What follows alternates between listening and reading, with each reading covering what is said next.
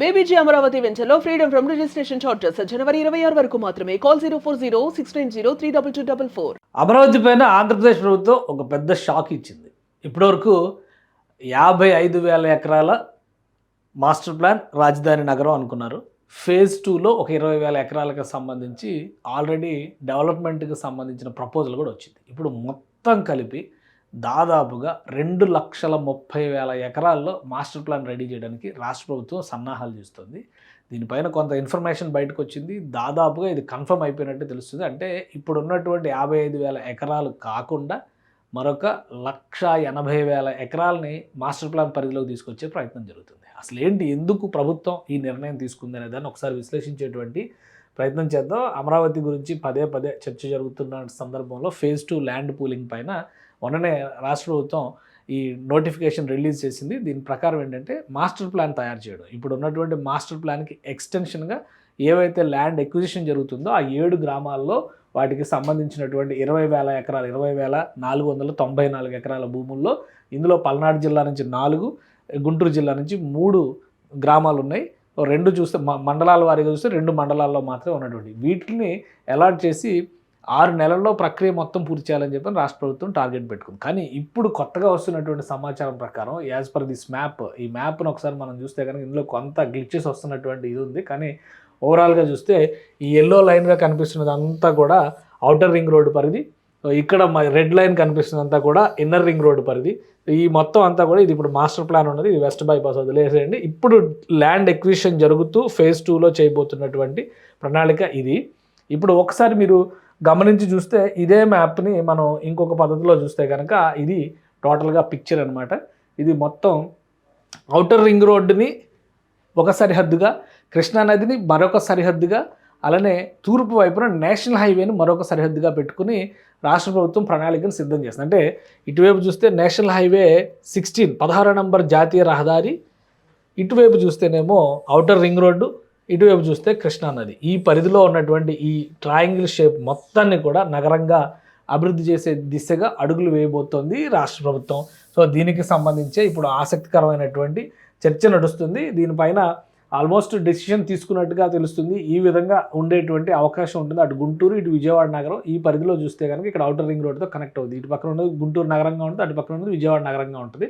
అంటే ఇక్కడ ఇప్పుడు వస్తున్నటువంటి డేటా ప్రకారం చూస్తే కృష్ణానదికి అవతల పక్క అమరావతి విస్తరణ అనేటువంటి అంశాన్ని రాష్ట్ర ప్రభుత్వం పక్కన పెట్టినట్టుగా కనిపిస్తుంది. కేవలం కృష్ణా జిల్లాను పక్కన పెట్టేసి, ఉమ్మడి కృష్ణా జిల్లాని పక్కన పెట్టేసి ఉమ్మడి గుంటూరు జిల్లా పరిధిలో ఇప్పుడున్న లెక్క ప్రకారం చూస్తే గుంటూరు జిల్లా, పల్నాడు జిల్లా ఈ రెండింటి పరిధిలోనే డెవలప్మెంట్ ఆస్పెక్ట్లో వెళుతుంది. ఇప్పుడు ల్యాండ్ ఎక్విజిషన్కి సంబంధించిన ఎగ్జాక్ట్ మ్యాప్ చూడాలనుకుంటే కనుక ఈ ఏరియా మొత్తాన్ని, ఇది గుంటూరు జిల్లా పరిధిలోకి వస్తుంది, ఇక్కడ వరకు ఇది మొత్తాన్ని గుంటూరు నగరం పరిధిలోకి వస్తుంది. కాబట్టి ఈ ప్లేస్ని మినహాయించి చూస్తే ఈ మొత్తాన్ని కూడా మాస్టర్ ప్లాన్లో భాగం చేయబోతుంది. మొత్తం కలిపి చూస్తే 2,30,000 ఎకరాలు కాబోతోంది. ఇది మొత్తం ఈ ల్యాండ్ మొత్తం కూడా గతంలో తీసుకున్నది ఇప్పుడు ఆపరేషన్లో తీసుకుంటుంది, ఫేజ్ 2లో ఉన్నది మొత్తం కలిపి.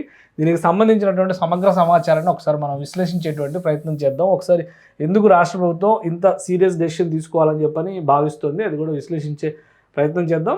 సో ఇది మొత్తం చూస్తే 2,30,000 ఎకరాల భూమి కాబోతుంది. ఫేజ్ 2 ప్లాన్ విస్తరణ ప్రకారం చూస్తే కనుక మాస్టర్ ప్లాన్ ఫేజ్ 2 కింద నగర ప్రణాళిక పరిధిని భారీగా విస్తరించబోతుంది. దీనిలో 2,30,000 ఎకరాలు వస్తుంది. ఫేజ్ 2లో 20,494 ఎకరాలు తీసుకుని దీనికి తోడు చుట్టుపక్కల ఉన్నటువంటి 43 గ్రామాలను కూడా కలిపి మొత్తం సుమారుగా 1,77,000 ఎకరాలకి విస్తరించబోతుంది. అంటే ఇప్పుడు 1,77,000 ఎకరాల భూభాగం మొత్తం కూడా మాస్టర్ ప్లాన్లో భాగం కాబోతుంది. ఫేజ్ 1లో ఇందులో 53,000 ఎకరాలు ఆల్రెడీ కవర్ చేశారు. అంటే ఇప్పుడు ఆల్రెడీ మాస్టర్ ప్లాన్ ఉన్నటువంటిది, కోర్టులో కేసులు ఎదుర్కొని నానా కష్టాలు పడ్డారు కదా, సో ఆ మాస్టర్ ప్లాన్ పరిధి అంతా కూడా ఇందులో ఉంది. ఇదే 29 గ్రామాలు అనే ఒక న్యూసెన్స్ ప్రచారం జరిగింది కదా, ఆ 29 గ్రామాలు ఈ మొదటి ఫేజ్లో ఉన్నాయి. రెండో ఫేజ్ చూస్తే అభివృద్ధి ప్రణాళికలో భాగంగా రెండో ఫేజ్కి ఒక స్పెషాలిటీ ఉంది, పీపీపీ మోడల్లో వెళ్ళాలనేటువంటి కంక్లూజన్. ఎందుకంటే ఆల్రెడీ గవర్నమెంట్ స్ట్రక్చర్స్ అన్నీ కూడా మాస్టర్ ప్లాన్లో వచ్చేస్తున్నాయి. ఇప్పుడు అడిషనల్గా తీసుకున్నటువంటి ల్యాండ్ని పీపీపీ మోడల్లో చేయాలని చెప్పని ప్రభుత్వం భావిస్తుంది. అభివృద్ధి ప్రణాళికని పీపీపీ మోడల్లో తీసుకోవడం, ఆంధ్రప్రదేశ్ ప్రభుత్వం ఇందులో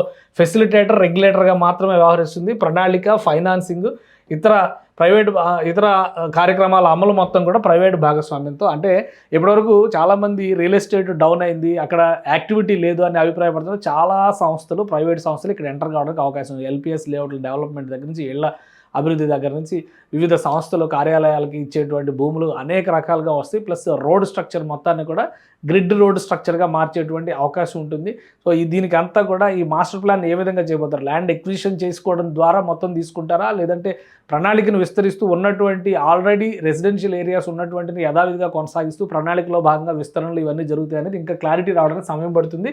అభివృద్ధి తాత్కాలిక, మధ్యకాలిక, దీర్ఘకాలిక ప్రణాళికలు అభివృద్ధికి సంబంధించి ఇప్పుడు ఇమీడియట్గా చేయాల్సినవి మిడ్ టర్మ్లో అంటే అమరావతి నగరం రెడీ అయ్యేసరికి ఇక్కడ రావాల్సినటువంటి ఇతర ఇన్ఫ్రాస్ట్రక్చర్ లాంగ్ టర్మ్లో తీసుకోవాల్సినటువంటి ప్లానింగ్ ఇవన్నీ కూడా ఇందులో భాగం చేస్తారు. ఇక దీని సరిహద్దులను ఏ విధంగా డిసైడ్ చేశారు వాటిని కూడా ఒకసారి మనం విశ్లేషించేటువంటి ప్రయత్నం చేద్దాం. ఎందుకంటే సరిహద్దులు, ప్రణాళిక వీటి మీద ఎక్కువగా రాష్ట్ర ప్రభుత్వం ఫోకస్ పెట్టింది. తూర్పు వైపున జాతీయ రహదారి NH16 ఆల్రెడీ చెప్పాను నేను, నేషనల్ హైవే 16 దాన్ని ఒక హద్దుగా చూస్తే ఉత్తరం వైపు కృష్ణానది ఎలాగో ఉంది, పడమర వైపు ఔటర్ రింగ్ రోడ్డు పార్ట్ వస్తుంది. ఈ ప్రాంతం గుంటూరు సమీపంలో అంటే డోకిపర్రు నుంచి తల్లూరు పెదకూరపాడులో ఉన్నటువంటి విలేజ్, వేజెండ్ల అలాగే కాజా వరకు ఈ నగర విస్తరణ జరుగుతుంది. మాస్టర్ ప్లాన్ని 6 నెలల్లో 2 దశల్లో పూర్తి చేయాలని చెప్పి నిర్ణయించుకున్నారు. కేవలం 6 నెలలు మాత్రమే సమయం ఇక్కడ, అది కూడా దృష్టిలో పెట్టుకోవాలి. వీలైనంత ఫాస్ట్గా కంప్లీట్ చేయడానికి మొదటి 2 నెలల్లో సర్వేలు, గ్రీన్ ప్లాన్, బ్లూ ప్లాన్, ఎందుకంటే అమరావతి మొత్తాన్ని కూడా పర్యావరణ హితంగా ఉండే విధంగా అలానే నీటి వనరులకు ఎలాంటి ఆటంకం కలగకుండా న్యాచురల్గా వెళ్తున్నటువంటి కాలువలు, వాగులు వీటిని కొనసాగిస్తూనే ఒక ప్రణాళిక ప్రకారం బ్లూ ప్లాన్ కూడా ఉండాలని ప్రభుత్వం భావిస్తుంది. వీటన్నిటికీ సంబంధించి 2 నెలల్లో ప్రణాళిక పూర్తి చేస్తారు. ఇక inner ring road, outer ring road, ఆధునిక రవాణా నెట్వర్క్లు, కొత్త రైల్వే కనెక్టివిటీ, ఇప్పుడు రైల్వే లైన్ కూడా రాబోతుంది కాబట్టి ఇవన్నీ తీసుకొస్తారు. ఇక ప్రాజెక్ట్ అమలు చేసేటువంటి బాధ్యత Amaravati growth and infrastructure corporation, ఈ మధ్యనే ఏర్పాటైంది. SVR శ్రీనివాస్ గారికి దీని బాధ్యతలు అప్పగించారు. సో ఆయన ఆధ్వర్యంలో ఈ ప్రణాళికలన్నీ కూడా, ఎందుకంటే నగర పరిధిలో అంతా APCRDA, ADCL పనిచేస్తూ ఉన్నాయి.